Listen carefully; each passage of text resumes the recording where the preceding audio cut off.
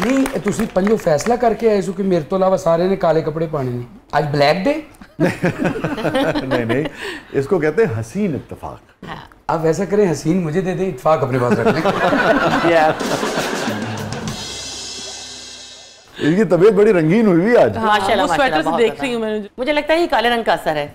नहीं सर काले का नहीं, काला तो इधर भी मेरे को खाना ही खराब हो गया। लेकिन कुछ दिल को दिल से राह होती है, आपकी तरफ होती है, हमारी तरफ love begets love. I hope। ये बताइए कि आप दोनों बहनें जी, ये लोगों को नहीं पता मेरे ख्याल बात। पता भी है, लेकिन वो फिर भी आपको पता है कि शोबिज़ में एक ट्रेंड है कि आप अपने बच्चों को नहीं एडमिट करते समटाइम्स, तो वो आप कहते हैं बहन है, बट एक्चुअली में ये सबसे बड़ी बहन है और मैं सबसे छोटी हूँ। हमारे बीच में 3 सिबलिंग्स हैं, 2 भाई और 1 बहन। अच्छा।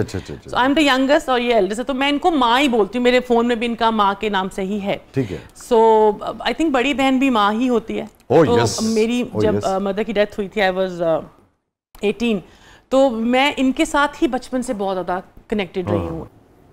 अच्छा पूनम, मुझे याद है कि एक तरह से, खैर वो कास्टिंग तो सच्ची बात है शाहिद ज़हूर साहब ने की थी, शाहिद भाई ने, मगर वो भी आपका एक तरह से कमबैक था। काफ़ी अरसे के बाद आप आई थी, बंदिश जो ARYP सीरियल मेरा चला था। कुछ नेगेटिव रोल मैंने नहीं किए थे इससे पहले। तो जब मुझे रोल सुनाया गया तो जो मैंने स्क्रिप्ट पढ़ा ना, तो माशाल्लाह क्या लिखा आपने, क्या उसके जुमले मुकालमे थे। एक होता ना उस वक्त मुकालमे बोलना बहुत मुश्किल होता था, और फिर वो रोल मुझे करके मेरा लाइफ का वाकई टर्निंग पॉइंट बहुत अच्छा है। तो कोई डायलॉग आपको बंदिश का याद हो तो सुना दीजिए। तो उसमें शबीर जान साहब थे, माशाल्लाह बहुत फाइन एक्टर हैं और बहुत बड़ी कास्ट थी। और मुझे मुकालमे जब मैं बोल रही थी, और वाकई में बहुत डरी भी थी क्योंकि इतने हैवी मुकालमे थे। तो उसमें एक वो ऐसा होता है कि मैं उनके पास जाती हूँ और मैं रेड लाइट एरिया से मेरा ताल्लुक है, मेरी एक जो लड़की है वहाँ की, शबीर जान साहब लेके चले गए। तो उसमें मैं बोलती हूँ, वो कहता है तुम गंदी औरत हो, बुलाऊं पुलिस को? तो मैं कहती हूँ कि हाँ बुला लो पुलिस को, वो तो यूं भी बांधी है हमारी चौखटों की, और बहुतों के तो चूल्हे जलते हैं हमारे घुंघरों की थाप से। क्या बात है, क्या बात है। शुक्रिया, थैंक यू। तो पूनम फिर कहाँ चली गई आप, क्यों नहीं, यानी कि इस कदर शानदार आप एक्ट्रेस हैं, अच्छा, इतनी स्क्रीन प्रेजेंस है आपकी, इतना तजुर्बा है, लोग देखना चाहते हैं आपको। वैसे साहब पता, मैं गई कहीं नहीं, थोड़ा सा मेरा गैप इसलिए लिया था क्योंकि जब मैं सिंगल पेरेंट हो गई तो थोड़ा सा माएँ तो सारी पागल होती, मैं कुछ ज़्यादा ही हो गई, और वो जो जिम्मेदारियाँ थी, 2 बेटे हैं मेरे माशाल्लाह, लेकिन थोड़ा सा गैप ऐसा आता रहा। फिर लाहौर में काम, आपको पता, काम होता रहा। तो लेकिन जब लाहौर में काम होता है, पहला दूसरा नहीं तो एक मसला ये भी है ना कि कि लाहौर में कम हो गया ना बहुत। फिर मेरे लिए असल में क्या, मैं बहुत लेट हूँ कराची जाने के लिए। मैं आप कराची में हूँ, रह रही हूँ कुछ 1-1.5 साल से। तो करीब हम आपको देखने वाले हैं किसी सीरियल में इंशाल्लाह, दुआ करिए आप बस। वेरी गुड, नहीं जरूर इंशाल्लाह। और रेचल भी मेरे समय कराची बहुत कम कर रही है काम। मैं कराची से फैशन शोज के लिए जाती थी, या कोई स्टिल शूट हो। टीवी मैंने अभी तक कराची में नहीं किया, क्योंकि मैंने जो भी टीवी किया वो लाहौर में किया। अच्छा मैं कह रहा था रेच, एक्सक्यूज मी, क्या कह रहा आपने? सुनी था ਹੁੰਦਾ मैं रेचल, आपने पहले ही घूरी इतनी माड़ी डाल ली, आपने पॉज बहुत बड़ा दिया। मुझे पता नहीं क्यों लगता है मेरी रेच से भाई है।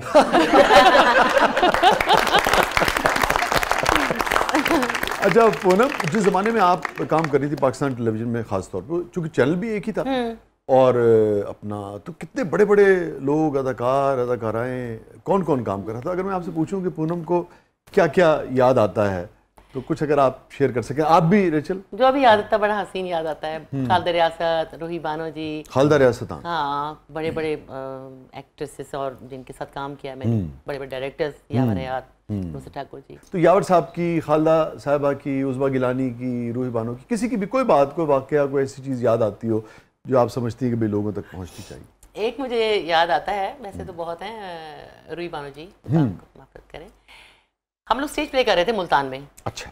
और एक ही गाड़ी में मैं थी, मेरी मामा और रूही बानो जी, उनकी वालदा, ठीक है, और उनकी वालदा भी आगे ही बैठी थी और ड्राइवर साथ चला रहा था।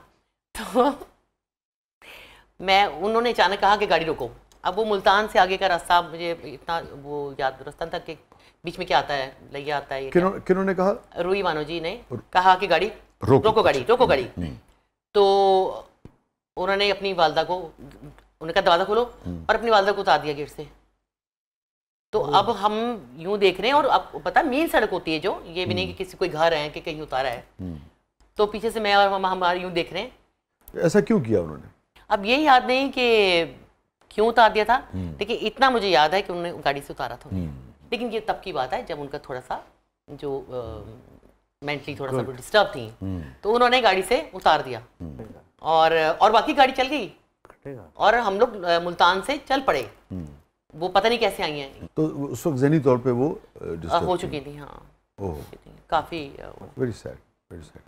और इसी तरह से एक और हमारी एक्ट्रेस, सीनियर एक्ट्रेस थी, तो हम लोग आउटडोर प्ले कर रहे थे, तो उन्होंने मुझे जो रोल मुझे मिला हुआ था पागल लड़की का, तो मुझे वो रोल जो है, मैंने पूरा एक रोल अपना प्रिपेयर कर लिया था।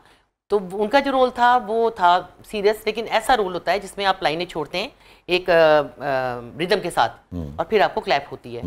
तो उन्होंने, जब मैं सेकंड डे आई हूँ और उन्होंने अपना मेकअप रूम अलग बना लिया था, उन्होंने अपना कहा जी जिस गाड़ी में पूनम जाएगी उसमें मैं नहीं जाऊँगी और ये वो ना, तो उन्होंने कहा जी ये जो पूनम रोल करी है ये मैंने करना है, पागल का मैंने करना है और दूसरा रोल करें। अब मुझे फिर प्रोड्यूसर ने कहा, डायरेक्टर ने कहा, मैं पागल किया, मैंने याद कर लिया। और आप देखें ऐसा हुआ करना कि जब मैंने वो रोल किया और मैंने जो डायलॉग थे वो इतनी बीट के साथ ऐसे छोड़े कि मुझे थंडरिंग क्लैप हुई, थंडरिंग क्लैप उस पे। और वो फिर उनका जगह लगा, उन्होंने गाड़ी से मुझे नहीं पिक कर, मतलब गाड़ी में नहीं बिठाना, ये वो। अच्छा। इस तरह चलता रहता है। हाँ। अच्छा, तो आपको याद है आज तक वो? आज तक याद है, भूल ही नहीं आप? वो क्योंकि मुझे याद बहुत करना पड़ा था ना स्क्रिप्ट दोबारा, इसलिए मुझे याद है। अच्छा पूनम जी, इसी तरह मैंने भी एक दफा ना पागल का रोल किया था। एक मिनट, रोल करने की जरूरत क्या थी आपको? आप तो नेचुरली गॉड गिफ्टेड है। माशाल्लाह, हाथ चिरोड़ा वेले मेरे। आपको तो थंडरिंग क्लैप हुई ना? हाँ, मैंने थंडरिंग जुतियां चलानियां, आपको टमाटर मार रहे हैं, मैं भी कैच करके घर बुढ़न के हांडी च पा। और आपकी कोई यादें हैं इस जमाने के लोगों की, पीटीवी की? हाँ जी, मेरी तो बहुत एक फैसिनेटिंग किस्म की यादें, क्योंकि जब अच्छा। आप जाते थे सेट पे और आबिद अली साहब और बड़े बड़े एक्टर्स के साथ उनको काम करना, और जमील फखरी साहब, तो जमील फखरी साहब, वो yes, तो मुझे, उन्होंने मुझे बेटी बनाया हुआ था, मेरी हर जिद पूरी करनी जब ये स्टेज, और मैं इनके साथ टैग अलॉन्ग होती थी। बहुत जमील साहब का क्या कैरेक्टर था आपको याद है? जाफर हुसैन का जो कैरेक्टर उन्होंने किया था। ऐसा करो ना, जरा इनको ले जाओ मीदे चक्री के पास, उसे कहो कि 2-3 ऐसी चक्रियां दे दे कि जुबान खुल जाए बस। और क्या ये लोग कैरेक्टर बनाया करते थे? आपको शायद कहानियां भी याद नहीं होंगी, कुछ चीज़ों का कंटेंट भी याद नहीं होगा, सब्सटेंस भी याद नहीं होगा, मगर आपको जाफर हुसैन का टोपी सीधी करना और पतलून अपनी वो करना वो याद होगा। तो ये बारीकियां थी कि वो आपके दिलों में ना नक्श छोड़ जाते थे। ऐसा कैरेक्टर बनाया करते थे ये लोग। ये इन लोगों का कमाल। सिर्फ फ्लो नहीं करते थे जुमले को, सिर्फ पढ़ते नहीं थे, रीडिंग नहीं करते थे, उसको पूरी तरह से कंसीव करके और वही कैरेक्टर बनते थे। वही कैरेक्टर। तभी आप देखिए उनके नाम भी आज तक उनको उन्हीं के, उसी नाम से ज्यादा उनके पहचान है। बिल्कुल, आप देखिए ना जाफर हुसैन भी आज उसकी बात कर रहे हैं। उनका सैल्यूट मारना और यस सर जी करना, और द वे ही वो ऐसे करते थे, वो बड़ी मजे का लगता था, अलग दिखता था। Yes yes yes. पसीना भी बहुत आता है और तुमको तो कहीं कचहरी में ना फटा लगा लेना चाहिए। ये हो तो सकता है सर। हो सकता है, दे जमात पास डायरेक्ट हवलदार। आपकी मेहरबानी है सर। ध्यान से काम किया करो। बड़ी अच्छी बात है कि आपको भी याद है। हाँ जी, मुझे बिल्कुल याद है।